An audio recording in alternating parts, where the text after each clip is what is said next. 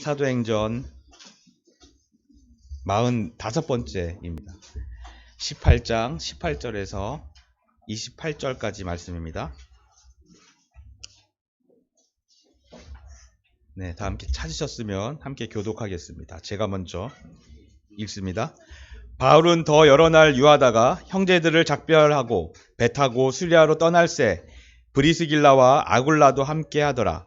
바울이 일찍 서원이 있으므로 겐그레아에서 머리를 깎았더라.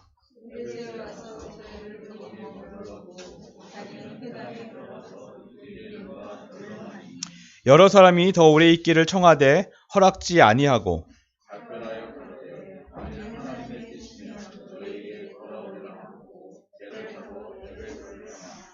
가이사랴에서 상륙하여 올라가 교회에 안부를 물은 후에 안디옥으로 내려가서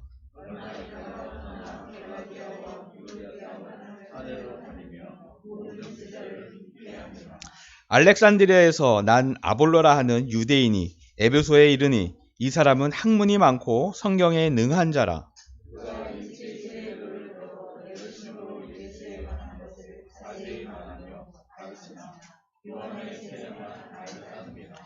그가 회당에 담대히 말하기를 시작하거늘 브리스길라와 아굴라가 듣고 데려다가 하나님의 도를 더 자세히 풀어 이르더라.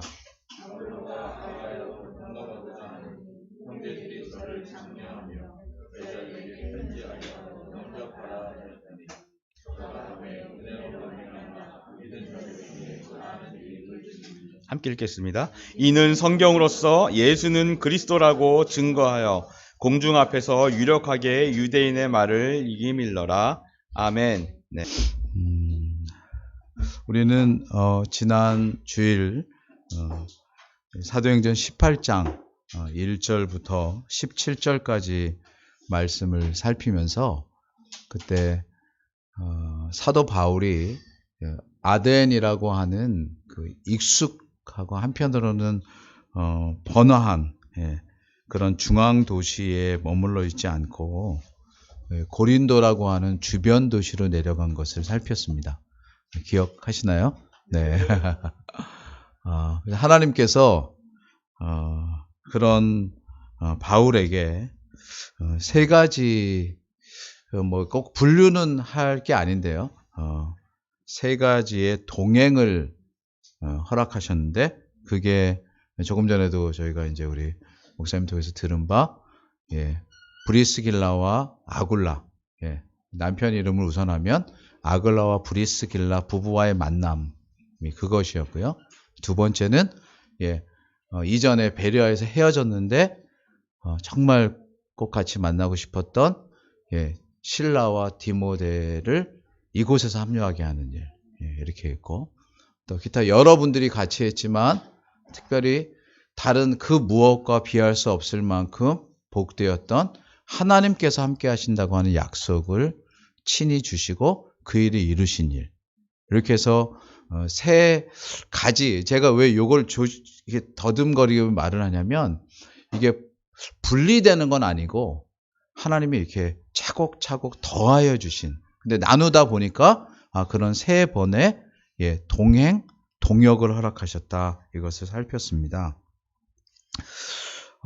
그러면서 우리는 누구를 만난다, 어떤 일이 된다 이러면 그 자체만 보기 쉬운데요.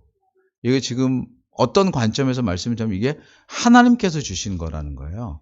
그 인생에서 여러분도 많이 겪어보셨겠지만 여러 일과 사건을 만나는 것도 큰 기쁨이지만 실제로 사람에게 있어서 자기가 스스로 예상할 수 없는 그 어떤 다가온 일, 그래서 그것을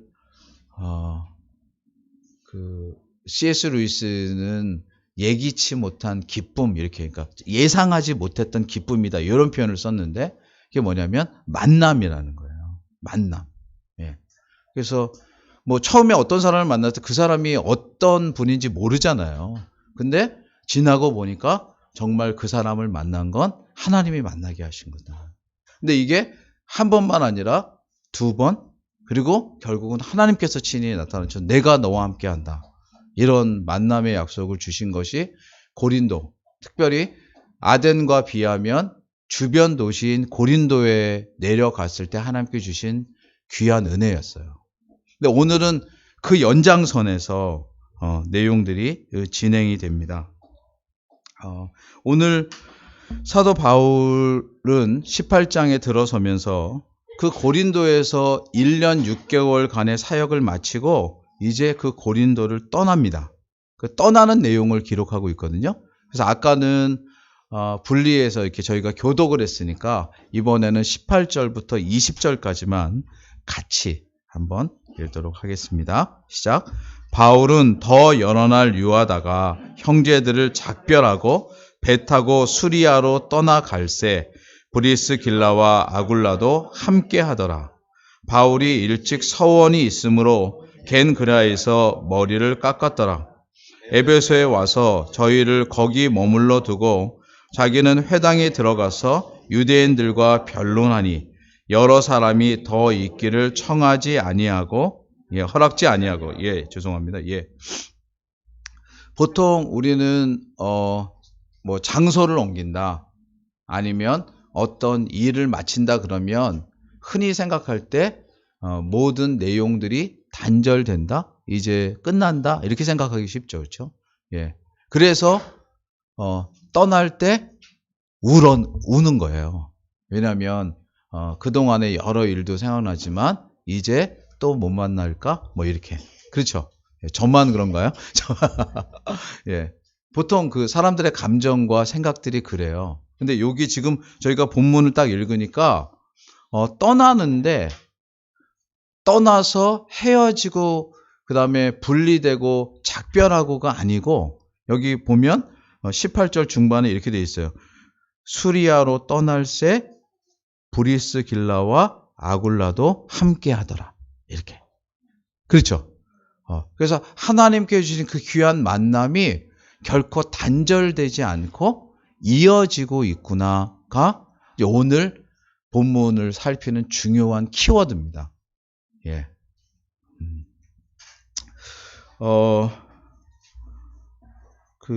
바울이 고린도에서 수고를 마치고 떠날 때 하나님의 선물로 고린도에서 만났던 이 동역자 아글라와 브리스길라 부부가 함께 하고 있습니다. 이는 이 부부가 고린도에서 만나서 거기서 나누었던 동역만이 다가 아니라 이제 바울이 어디로 떠나든 그와 함께하는 동행자가 되었음을 보여줍니다. 그래서 이 내용은 오늘 내용으로만 또 귀한 격려가 되는데 이게 하나님이 주신 선물이라고 앞에 얘기했잖아요. 그렇죠? 우리 지난주에 그게 더더욱 마음에 새겨지죠. 이 만남은 우리끼리 만난 게 아니고 하나님이 허락하신 거다. 그래서 이어진다. 계속된다. 이렇게. 인생을 살면서 여러분도 다 아시겠지만 모든 것이 주의 은혜입니다. 그래서 오늘 저희는 추수감사주일에 하나님께서 한 해 동안 주신 어떤 의미로 보면 우리 코로나로 올해 갑자기 어려웠잖아요. 그렇죠? 정말 아마 다 말씀을 안 하셔서 그렇지 힘든 일을 겪으셨던 분들은 정말 여느 때보다 더 힘들었다 이렇게 얘기하신 분도 있고요. 또 실제로 그런 일들을 우리가 많이 오래 겪었고 실제 또 하나 특별한 건 교회가 예배로 모이지 못하는 거는 실제로 이전에는 한 번도 없었던 거거든요. 그래서 막 그런 일이 닥쳤을 때 역사를 좀 아시는 분들이 뭐라고 얘기했냐면 아니 일제시대 때 그렇게 혹독하게 핍박을 받아도 교회는 모였고 또 심지어 6.25 전쟁통에도 모였고 뭐 이렇게 얘기하면서 어떻게 교회가 못 모일 수 있냐 이렇게 얘기했지만 이거는 조금 결이 다른 이거는 이제 그 위생과 관련된 전염병과 관련된 거라 모이느냐 안 모이냐의 문제가 아닌 거다 이렇게 이제 해석을 냈어요. 여하튼 그럼에도 불구하고 교회에 오는 게 여러분 전부 다 더 귀하다 느껴지셨죠, 그렇죠? 오늘도 조금 전에 목사님 말씀하셨는데, 지난주까지는 2부로 만나니까 2부로 드리니까 예배를 여러 번 드리는 건 좋은데 실제로 성도들이 같이 못 모이고 이렇게 비껴 지나가는 것처럼 그렇게 아쉬운 게 없었어요. 오늘 다 모이고 또 여기 지금 들어오신 분들뿐만 아니라 다른 분들은 또 밑에 층에 밑에 카센터에서 저에게 주일마다 지난번 한 번인 줄 알았는데 우리 이 목사님이랑 이렇게 말씀을 드리니까 편하게 아무런 부담 갖지 마시고 계속 사용하라고 키를 직접 드렸대요. 예. 그래서 사실은 지금 밑에도 저희가 또 늦게 온 분들은 내려가서 있고 하거든요. 여하튼 이렇게 함께 예배드리는 은혜를 누립니다. 근데 이런 과정 중에 올해 정말 예배도 못 드리고 또 생업도 여러 가지 일들도 막 이렇게 어려움을 겪었지만 잘 돌이켜 보면 그래도 생명을 가지고 지금까지 온 게 하나님의 은혜고 귀한 만남과 가족들 여러 사람들이 있는 것이 하나님의 은혜고 또 나를 필요로 하는 여러분도 아마 그러죠. 나를 필요로 하는 사람들이 내 주변에 나를 기다리고 있다 이렇게 느낄 수 있는 건 정말 하나님의 은혜입니다. 예. 그래서 마지막에 제가 나를 필요로 하는 제가 이 말씀 드린 이유가 그건데 그래서 살아온 것이 모두 다 주의 은혜이지만 그 은혜 가운데 특별히 귀하다고 말할 수 있는 것은 오늘 본문과 연관해서 하나님이 마음을 같이 하는 동역자요 동지를 허락하신 것은 정말 큰 은혜입니다.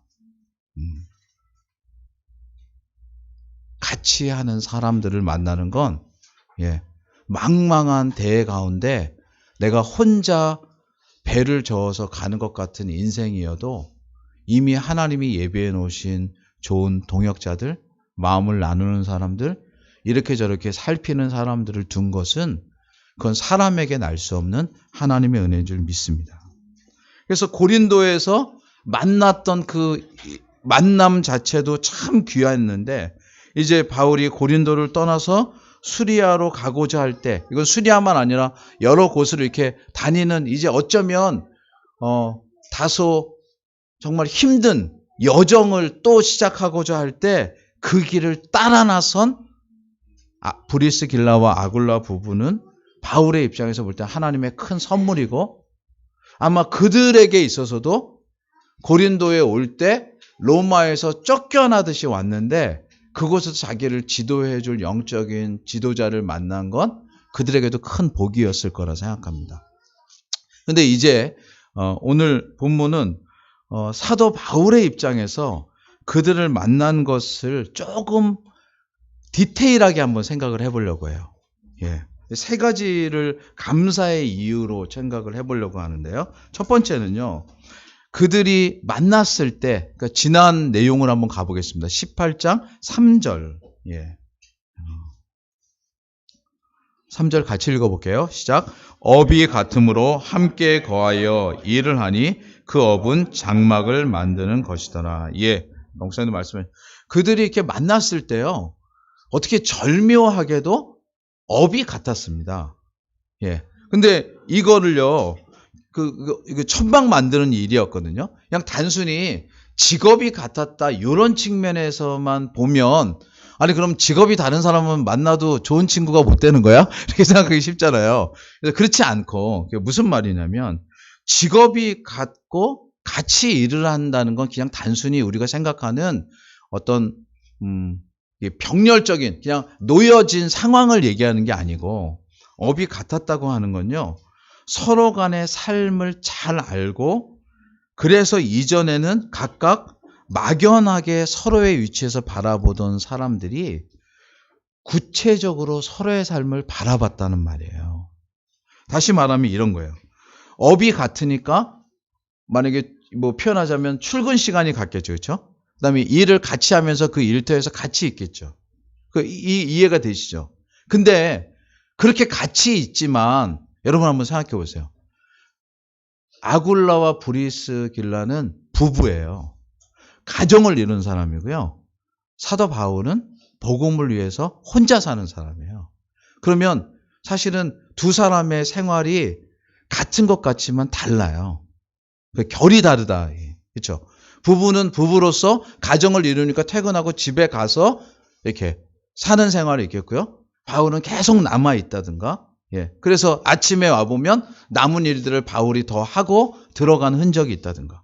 예. 아니면 밤낮 없이 일을 하고 있는 바울을 보고 있다든가. 뭐 이렇잖아요. 그렇죠? 근데 그것만 아니잖아요. 그 직업이 사실은 사도 바울의 모든 게 아니었죠. 그거는 직업은 그가 복음을 전하기 위한 도구였어요. 예. 그렇다면 사도 바울은 일을 할 뿐만 아니라 일을 내려놓고 또 가서 복음을 전하고 이런 일을 했죠. 그렇죠? 계속. 근데 그거를 아굴라와 브리스길라 부부가 만나서 서로 보게 됐어요. 왜요? 업이 같으니까.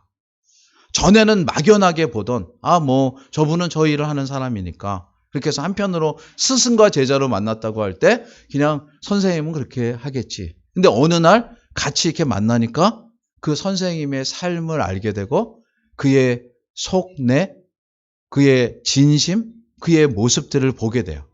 이해가 되시죠? 이제 그럴 때 지금 하나님께서 사도 바울에게 브리스길라와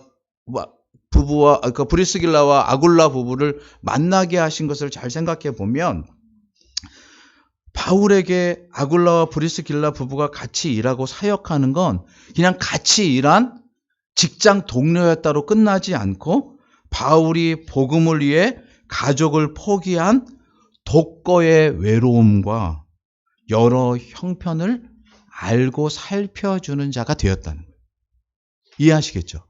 예. 여러분, 부부와 혼자 독거하는 사람의 특징 중에 하나, 문제는 뭐냐면요. 부부는 같이 있으니까 어떻게든 밥을 먹어요.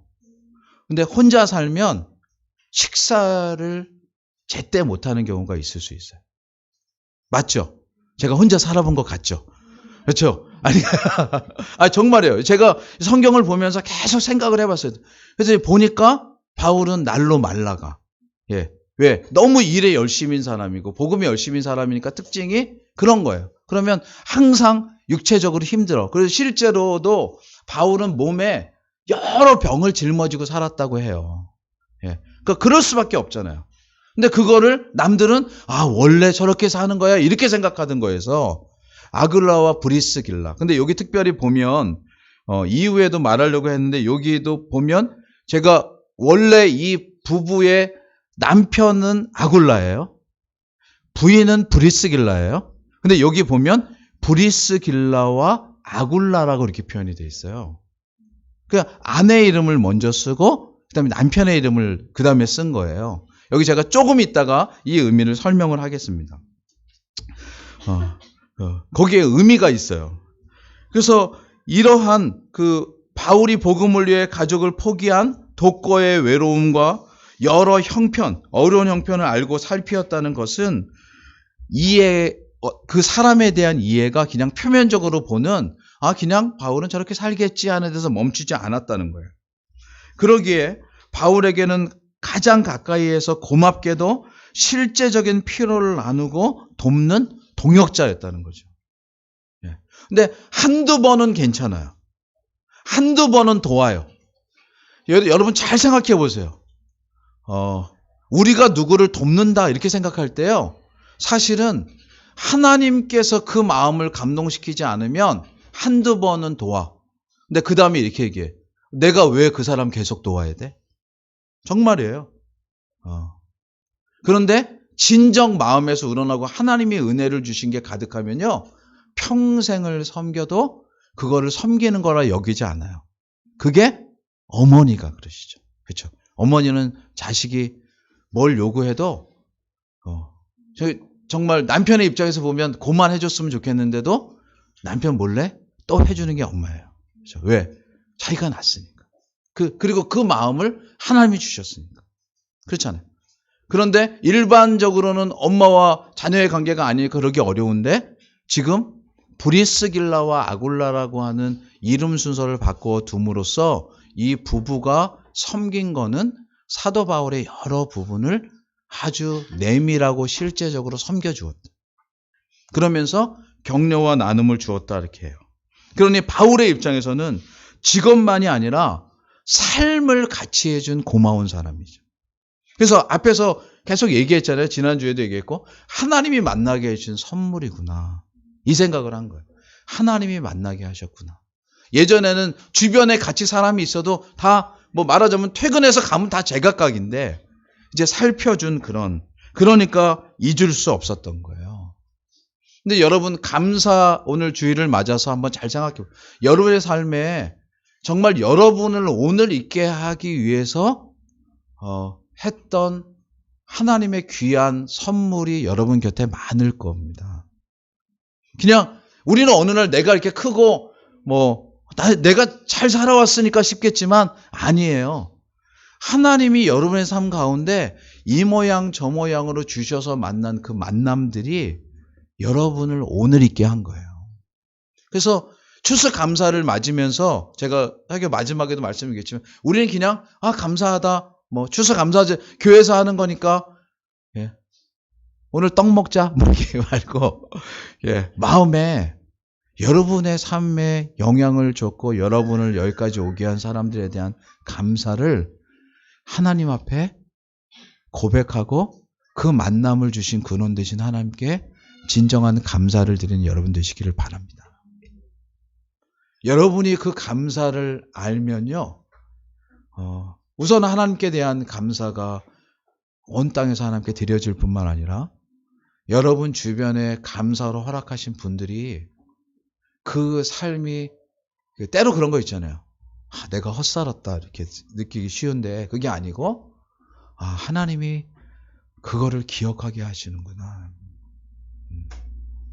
두 번째로 이제 이 아굴라와 브리스길라 부부는 수리아와 에베소까지 그리고 계속되이 동행했습니다. 앞에서 만나게 하셨으니까 살펴보고 이랬으니 동행은 그냥 따라오는 보너스겠지 이렇게 싶겠지만 여러분 동행한다는 건요 사실 어려워요. 왜 오래 누군가와 같이 관계를 갖고 지낸다는 게 큰 복이냐면요.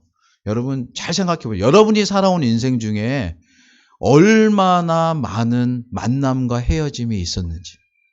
그렇잖아요. 제가 지난번에는 그런 말씀 드렸죠. 교회에도 수많은 사람들이 왔다 갔어요. 저희 교회가 시작부터 지금까지 온 사람들을 계속 뒀으면요. 흔히 말하는 대형교회 됐을 거예요. 근데 하나님이 그렇게 하지 않으셨어요. 수많은 만남들이 이렇게 지나가고 그렇게 하셨어요. 그래서 한편으로는 계속되이 동행한다는 건 만남에 이어서 큰 은혜입니다. 그런데 동행을 같이 하면서 이제 그냥 동행만 같이 하는 게 아니라 동행을 같이 하다 보면 이런 경우 있죠. 우리 이 길로 갈까? 아니면 흔하게 우리 점심인데 오늘 뭐 먹을까? 그러면 의견을 나누게 되죠. 그렇죠? 그래서 웬걸 연인이 그렇게 눈길만 줘도 까무러칠 것 같은데 언제 싸우냐 그러면 먹는 음식이 달라서 싸울 때도 있어요. 그렇죠? 그런 것처럼 동행이라고 하는 건 여러 요소를 담고 있는데 지금 동행한다고 할 때 잘 생각해 보세요.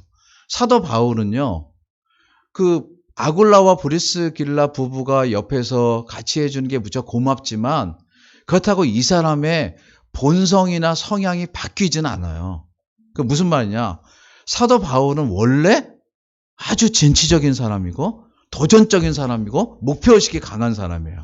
그래서 그런 사람을 한국에서는 가끔 이렇게 얘기해요. 독불 장군이다. 자기가 목표한 건 반드시 이루어야 되는 거예요. 그렇죠? 그럼 독불 장군처럼 살아가는 사람은 주변 말을 잘 안 들어요. 자기가 생각한 게 옳거든. 그래서 그거를 밀어붙이는 게 자기 인생에 더 중요한 것처럼 되는데 동행한 사람인 아굴라와 브리스길라 부부가 어떻게 동행을 했는가 보면 왜 당신은 그렇게 해? 왜 거기를 가야 돼? 왜 오늘 점심에는 짜장면을 먹지 왜 짬뽕을 먹어야 돼? 이런 식으로 얘기하는 게 아니고 그 사람의 말을 받되 그 사람의 입장에서 평가해주고 더불어 평가가 사람을 비판하기 위한 평가가 아니라 격려하면서 가는 평가였던 거예요. 그래서 같이. 그러니까 동행이 되는 거죠. 이해되죠? 저 되게 열심히 설교하고 있는데 별로 이해가 안 되는 표정을, 그래서 실제로 제가 조금 전에 독불장군 같다고 할 때 많은 자기 주장과 이렇게 뭔가 진취적인 일을 하는 사람들은요, 한편으로는 무척이나 추진력이 있지만 여러분, 어느 기회가 되면 한번 뒷면을 보십시오. 뒤집어 보면 내면적 상처가 많습니다. 일을 추진하고 진취적인 사람일수록 실제로 유들유들하게 이렇게 타협하면서 가는 사람보다 말로 못할 상처가 더 많아요. 근데 그런 역할을 하나님이 맡기셨다고 생각하고 자기가 그 길을 가는 거예요. 그래서 거기에 대한 반응이 두 가지인 거예요. 하나는 왜 당신만 그렇게 하느냐, 왜 그렇게 추진하느냐 하고 떠나가는 사람과 왜 그렇게 하느냐고 묻지 않고 저분이 가진 순수한 마음을 이해하고 그럼 나는 저 사람에게 어떤 역할을 해줘야 될 것인가를 생각하고 거기에 부족함을 채워주는 모습. 지금 아글라와 브리스길라 부부가 바로 그런 역할을 했던 거예요. 그래서 제가 조금 전에도 그 말씀 드렸죠. 이름이 원래 남편 이름을 먼저 쓰고 부인 이름을 쓰는 18장 초반과 달리 여기에 가서 브리스길라가 먼저 나와요. 그 이후에 성경을 다른 곳을 찾아보면 브리스가라고 또 줄여서도 말을 해요. 그 똑같은 사람이거든요. 그런데 브리스길라를 먼저 쓰고 아굴라를 씀으로써 실제로 여성편에서 훨씬 따뜻하고 배려하고 섬기는 모습이 있었다는 거예요. 그러니 바울이 느낄 때 자신이 이전에 같이 했던 사람이 실라와 디모데죠. 그렇죠? 실라와 디모데는 이름에서도 나타나고 실제로 디모데에게 사도 바울이 너는 내 영적인 아들이라 그랬으면 그 사람이 남자였을까요? 여자였을까요? 여자였을 수도 있나요? 남자였어요. 그러니까 다 같이 사실 말하자면 돌격대 같은 팀이고 서로 무슨 일을 하는 목적적인 관계가 훨씬 더 강했어요. 근데 목적적인 관계는 여러분 흔히 들었듯이 꼿꼿한 건 부러지기가 쉽습니다. 그렇죠? 그러니까 일에 있어서는 진하고 풍성하게 나타나지만 사실은 모두 다 아무도 살펴주는 이가 없으니까 제가 지난주에 그 설명했을 때 여기저기서 쫓겨난 사도 바울은 분명히 몰골이 누추했을 것이다. 왜요? 목적을 위해서 살아가니까. 그럼 자기의 삶을 돌아볼 여유가 없거든요. 근데 그때 나타난 부부가 그러면 오해도 없잖아요. 한 여성이면 오해처럼 보이겠지만 그게 아니고 부부가 함께 의논하면서 우리가 어떻게 사도 바울을 살필까? 세워줄까? 그러면서 이 서는 일들이 이 안에 있었던 거예요. 그러니 그들 속에서 볼 땐 바울이 가진 진심함, 그 복음의 분명함은 너무나 귀한 건데 이것을 위해서 우리가 무엇을 할 것인가를 생각하면서 자신들의 성품과 은서를 따라 그를 배려하는 것을 통해 그것은 참 귀한 만남이자 두 번째로 동역이 되었고, 그렇죠? 그때 2000년 전의 그 동역은 2000년 전의 일로 끝나지 않고 2000년이 지난 지금까지도 아름다운 동역으로 우리에게 이어지는 거예요. 저는 소망하기를 우리 교회 안에서도 마찬가지입니다. 교회 안에 예를 들어 저희는 이제 부서도 있고 또 여러 이제 리더십들도 있습니다. 그럴 때 세상에서 제일 쉬운 게 평가하는 거예요. 왜 그렇게 해? 나 같으면 이렇게 했을 텐데. 근데 그럴 때 하는 말이 있죠. 그러면 네가 해봐 이게. 사실은 그 자리에 가면 항상 모두가 다 낯설고 처음이고 사실은 세상에 이렇게 사람이 마음이 다르구나를 느낄 수밖에 없는 상황이에요. 근데 그럴 때 여러분 리더는 한 명이고 부서원 10분 정도 된다고 한다면 나머지 부서원들이 9분이라면 여러분 그 부서장을 세워주고 그가 더 할 수 있도록 내가 무엇을 도울까요? 이런 말을 나누어 보십시오. 그러면 지금 당장 우리 인생에 한 번에 있는 동역 같지만요. 아니에요. 그 리더는 평생 그때 받았던 동역을 잃지 않을 거고요. 그가 또 팀원이 되면 자기도 받았던 그 마음으로 다른 사람을 세워줄 거예요. 그러면서 같이 가는 걸 교회 안에서 연습하고 교회 속에서 그것을 누려볼 때 그것은 교회만의 일이 아니라 다른 곳에서 똑같은 자세를 갖게 돼요. 그렇잖아요. 다른 곳에서도 왜 이렇게 하지 않고 어떻게 이렇게 나아가는 거예요. 그러면 그런 사람들이 선 곳은 한편으로 따뜻한 곳이 되고 그 사람들이 선 곳은 말하자면 함께 이루어내는 열매가 있어요. 대부분 제가 아까 앞서 나가는 사람 이면에 상처가 있다 이런 표현 썼죠. 그렇죠? 예. 그 상처는 전부 다 관계에서 나온 상처예요. 관계에서 나온 상처고 리더십을 세울 때 리더십을 향해서 던졌던 작은 돌멩이들이에요. 그게 그 안에 너무나 많은 상처로 남아서 나중에 그것이 계속되면 리더로 서지만 어느 날 리더가 그냥 사라져 버려요. 더 못하겠다. 예. 근데 우리는 제가 뭐 여러 차례 말씀드렸지만 뉴스나 뭐 여러 가지 보면 우리 사회는 그런 부분에 있어서 되게 약한 것 같아요. 우리 사회는 리더가 지속되기가 참 어려운 사회입니다. 뭐 우리 그냥 일반적으로 알고 있다시피 우리나라는 대통령을 마치면 그 다음에 가는 데가 감옥이다 이렇게 얘기할 정도로 우리는 사실은 사람들을 존중하거나 그 사람들의 수고를 보기보다 이런 거 이게 사실은 아직 미숙해서 그래요. 여러분 내가 내 자랑을 하고 싶어도요. 내가 내 자랑을 하는 건 사실 가장 하급한 수준이에요. 남을 높이고 존중하면서 사실은 함께 우리가 전체가 따뜻해지면요. 그 사람이 고마워서라도 얘기한 사람의 좋은 미덕을 발견해요. 오죽하면 발가락이 닮았다고 얘기할 정도로 그 사소한 나머지 부분이 다 흠인 것 같아도 좋은 점을 찾아내서 존중해 줌으로 함께 기뻐하는 일들을 해야 되는데 사회가 작고 이 안에서 가져야 될 파이가 적은 것처럼 생각되니까 그거를 서로 가지려고 하다가 모두 다 배가 난파하는 양 여러 그런 요소를 우리는 너무나 많이 보고 있습니다. 네, 교회들 속에서도 사실은 존중하고 하는 것들을 연습해야 되는데 사회에 있다가 교회에 오니까 사회의 양상이 교회 안에 와서 사실 교회에서도 서로 존중하는 모습을 보기가 참 결코 쉽지 않아요. 근데 오늘 추수감사절을 맞고 특별히 작은 공동체지만 우리가 함께 오늘 다 모인 코로나임에도 불구하고 정부가 제시해준 그 지침에 준수를 하면서 모인 이렇게 함께 모인 이때 여러분 마음속에 설교를 들으면서 내용만 아니라 마음속에 한번 생각해 보십시오.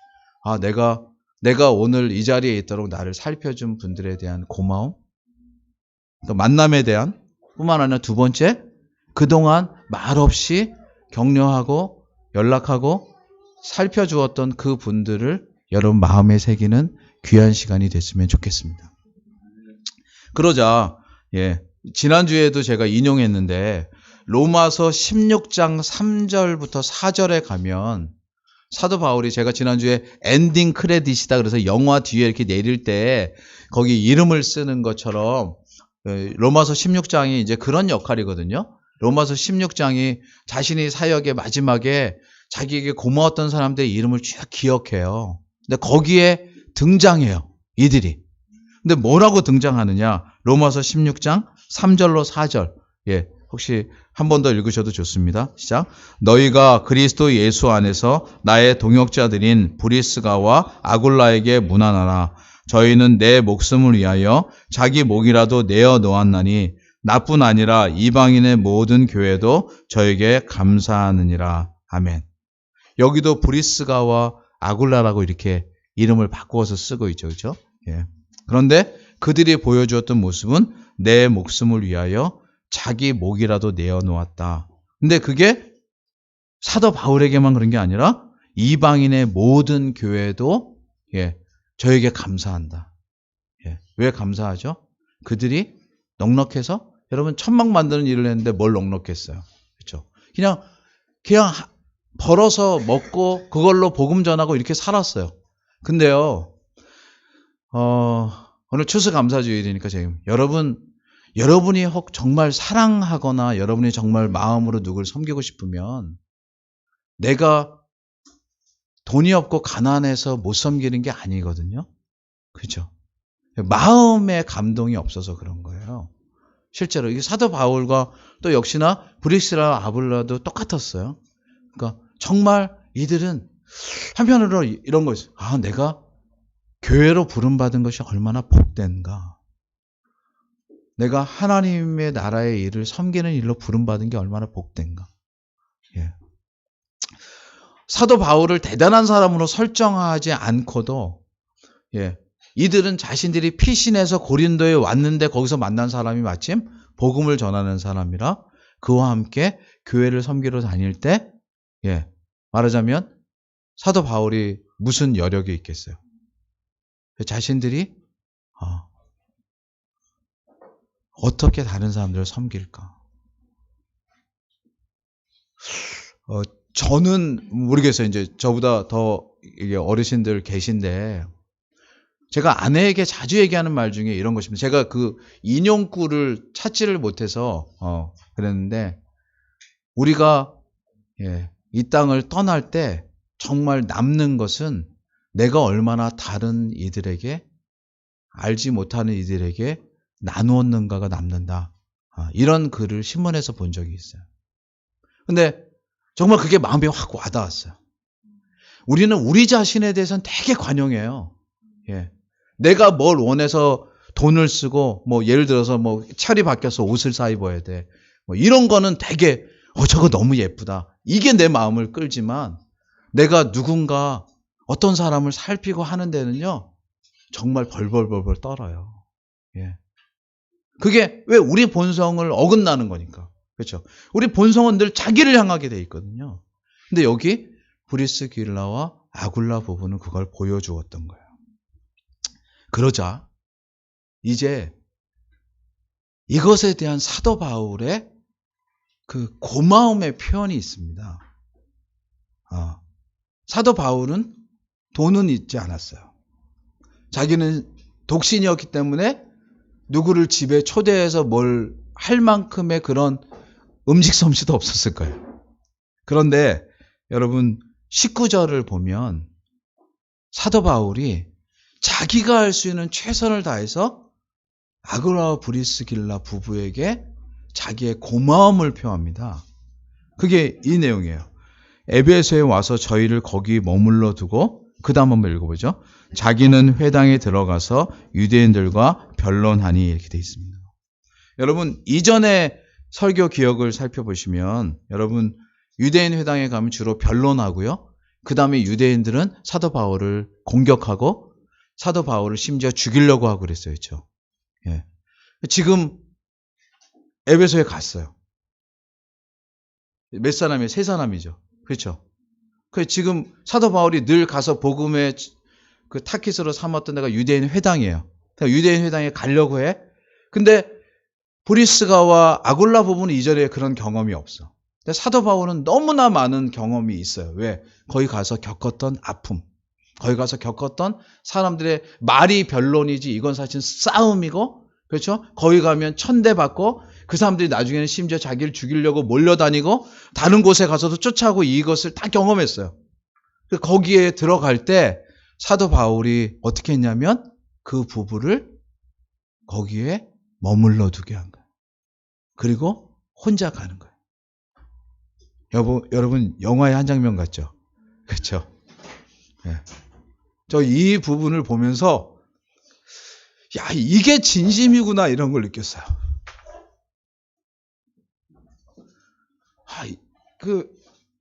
편하자면 자기는 갚을 만한 그런 여력은 없어. 뭐 가정도 없어. 그냥 복음을 해서 살아왔어. 근데 자기 인생 가운데 너무너무 고마운 동역자를 만난 거야. 그래서 그때 복음을 전하러 가는 그 길에 자기가 할 수 있는 자기의 최선은 그들로 그 자리를 피하여서 있도록 배려하는 일이었던 거예요. 성경이 어떻게 보면 그냥 쓱 읽기가 쉽지만 이렇게 해서 살펴보면 너무너무 그 섬세한 마음을 담아내고 있습니다.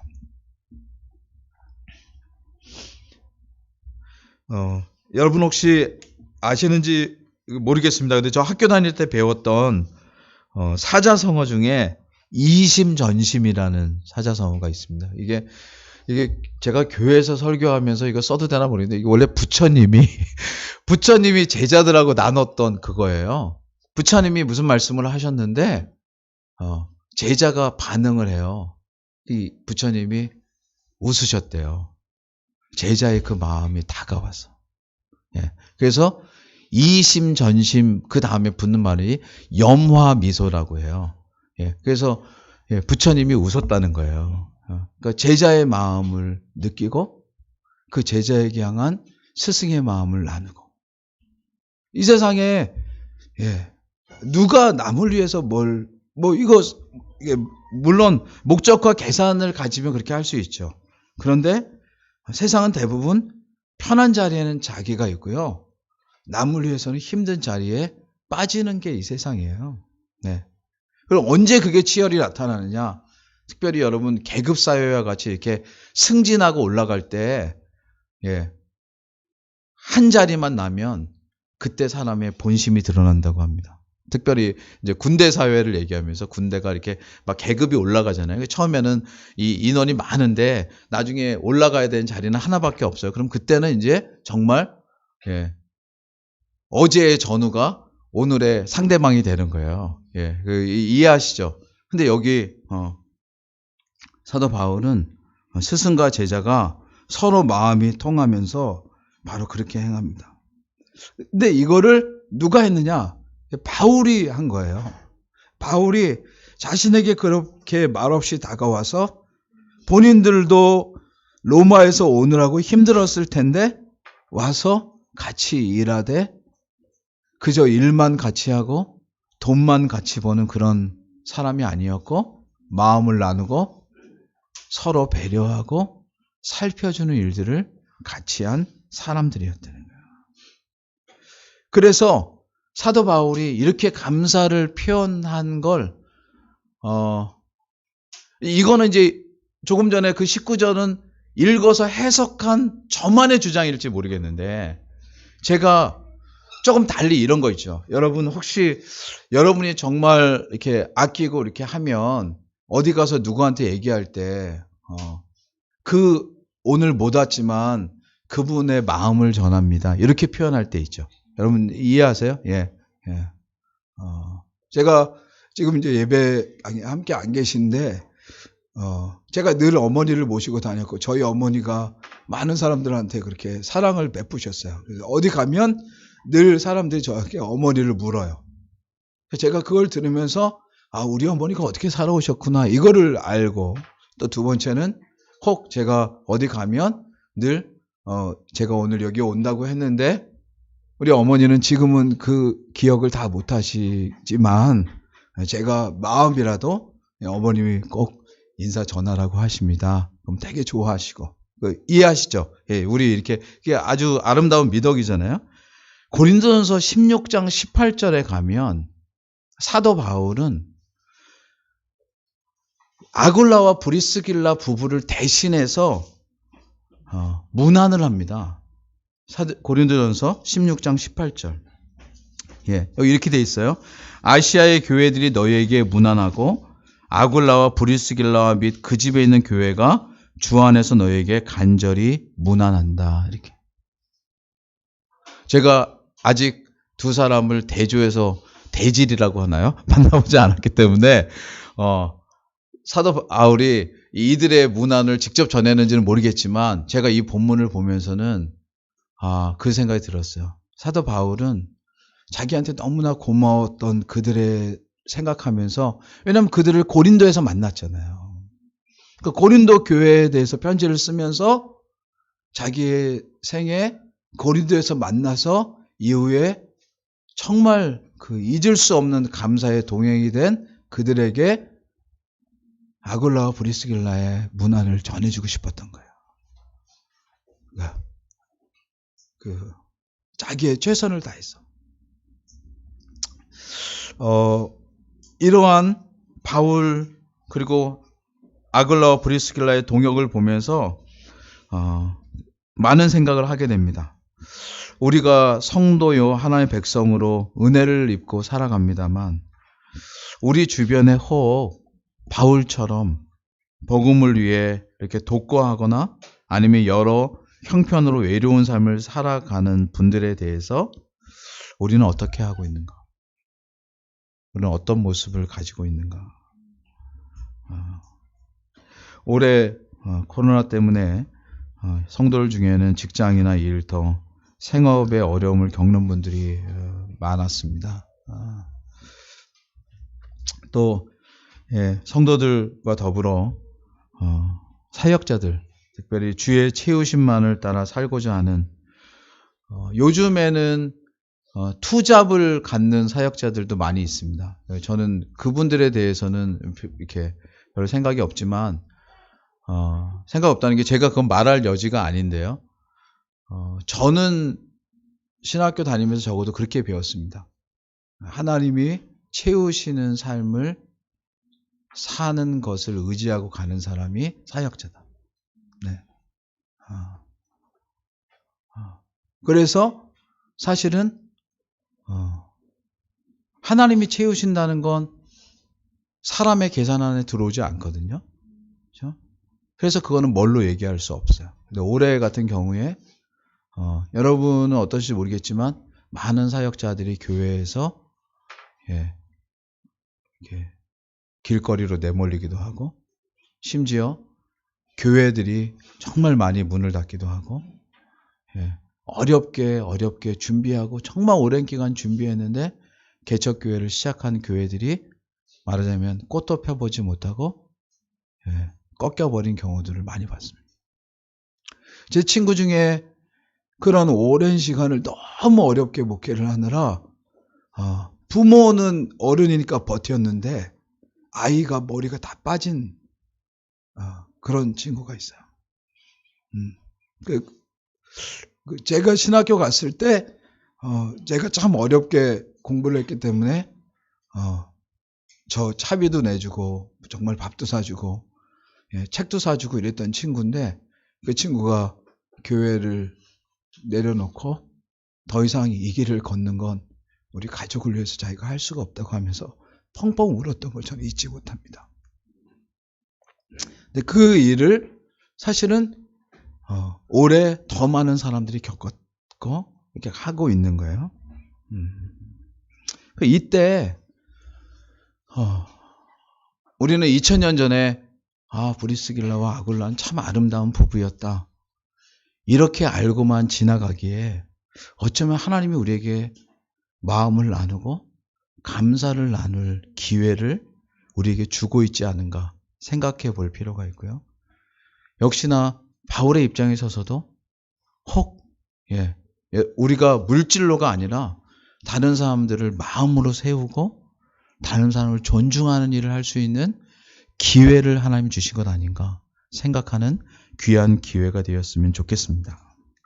이제 이렇게 바울이 그렇게 마음을 나누고 또 배려를 받고 삶이 따뜻해지자 이제 한 일이 뭐냐면 에베소에서 떠나서 그간 본인이 복음을 전했던 교회와 제자들을 살피는 시간을 갖습니다.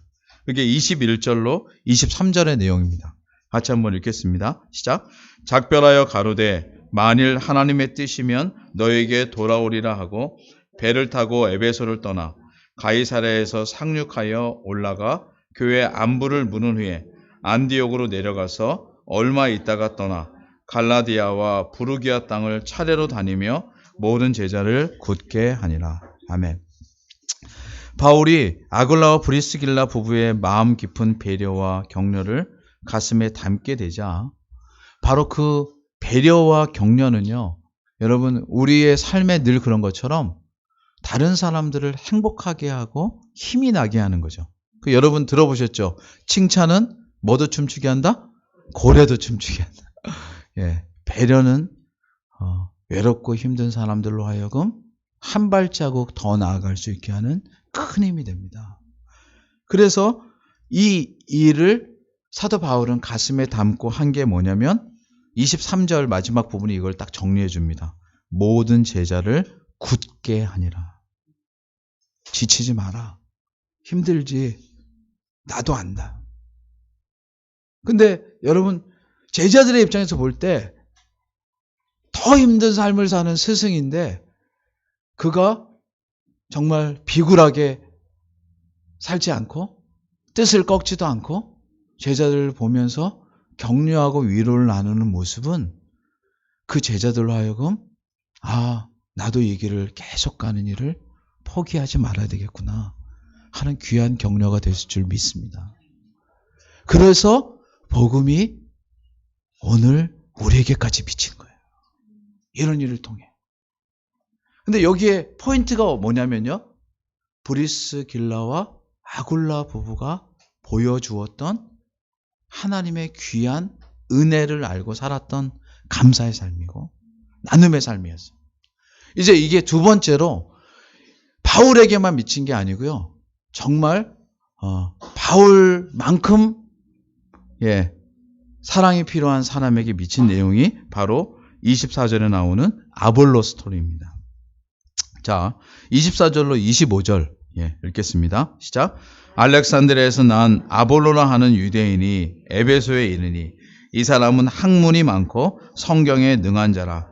그가 일찍 주의 도를 배워 열심으로 예수에 관한 것을 자세히 말하며 가르치나 요한의 세례만 알 따름이라. 우리 아까 어린이 설교에서 우리 이미 이 목사님께 들어줬죠. 아볼로는 여기 학문이 많고 성경에 능하다. 여기 성경은 구약에 대한 내용이에요. 그래서 구약에 대한 이미 이해가 깊고 뿐만 아니라 일반적으로도 학문이 아주 깊었다. 말하자면 아주 이성적이고 이지적이고 지식에 있어서는 누구랑 뭐라 할 수 없다. 그러니까 어떤 의미에서는 지금 아까 사도 바울을 얘기했을 때 제가 혹 직접 사도 바울이 그렇다는 건 아니지만 자기 일에 대해서 전문하고 그래서 그것을 추진력 있게 하는 사람과 느낌이 비슷하다. 그런데요, 이 사람에게는 한계가 있었습니다. 그게 바로 맨 마지막에 요한의 세례만 알 따릅니다. 요걸 통해서 우리가 비춰볼 수 있는 내용이 이거예요. 이 세상에서 제일 무서운 사람은요, 여러 사람이 있겠지만 아이들은 도깨비 이렇게 이런저런 얘기를 하겠지만 사실은 어른들이 인생을 살아보면 이 사회에 무서운 사람은요, 자기가 아는 것이 옳다고 생각하는 거예요. 자기 아는 것만 옳아. 그래서 한때 이거 여러분 쪼크인데 지금 우리나라에서 그 최고직에 있었던 사람들이 있던 분이 한번 그런 얘기 한 적이 있어요. 내가 해봐서 아는데 이런 얘기를 한 분이 있어요. 최고직에 있던 분이. 그러니까 이 본인의 경험이 모든 지식을 가름하는 거예요. 그래서 사실은 왜냐하면 그분은 사실 그렇게 살았어요. 근데 인간은 아무리 경험이 많고 뛰어나도 유한한 것을 그의 인생 전체가 보여주고 나라 전체가 보는 거죠. 우리도 그런 걸 잘 알죠. 근데 하지만 일반적으로 이 세상에서 가장 무서운 사람은요, 자기가 아는 것만이 옳다라고 여기는 사람이에요. 그러니 제한되고 신학이 경험적인 내용으로 찾던 사람이 아볼로였다는 말이에요. 이해가 되시죠? 그런데 그런 아볼로에게 하나님께서 누구를 붙이시냐면 바로 사도 바울에게 붙이셨던 그 부부를 붙이세요. 그게 26절입니다. 26절 읽어볼까요? 그가 회당에서 담대히 말하기를 시작하거늘 브리스길라와 아굴라가 듣고 데려다가 하나님의 도를 더 자세히 풀어 이르더라. 아멘.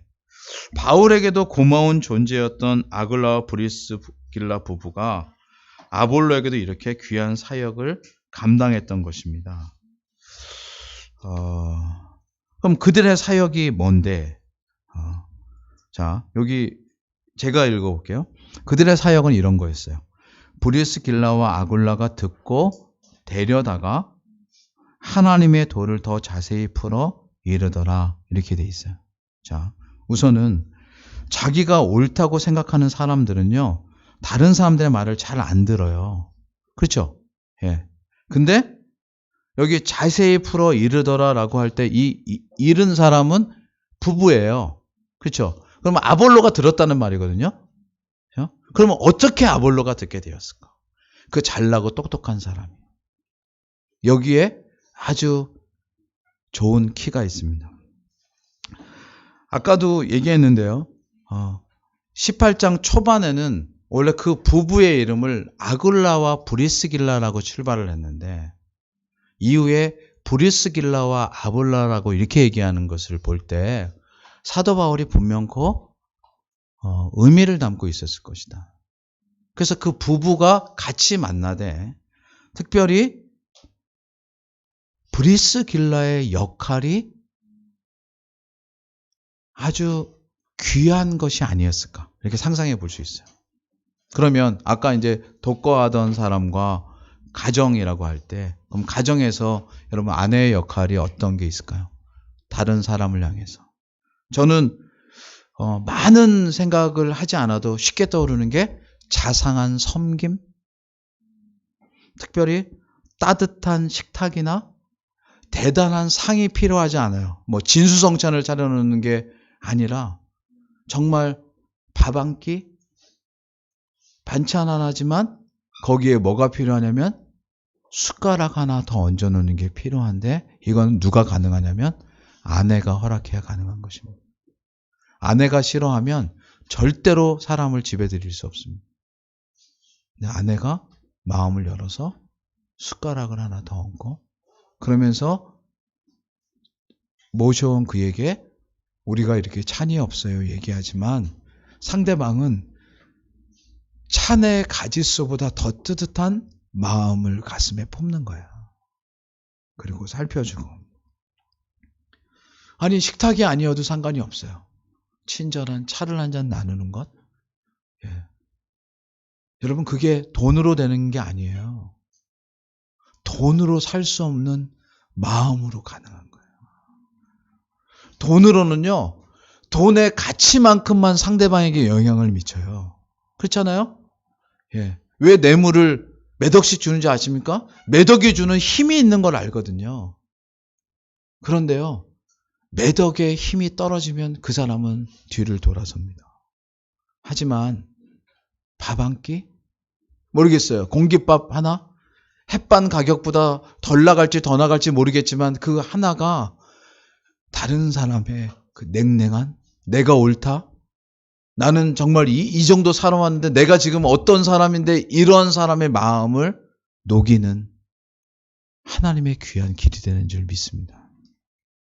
그래서 그런 작은 섬김을 통해 아볼로는 내가 이제껏 옳다고 믿고 살아왔던 거가 다가 아니라 그것을 녹이는 건 따뜻하고 자상하고 그리고 상대방을 생각해 주는 것이라는 그 진실함을 알게 되자 자기의 그 지식, 자기의 고집, 자기의 주장을 내려놓고, 그게 내려놓으면 뭐가 되죠? 이걸 무장해제라고 하는데 마음이 열리게 돼요.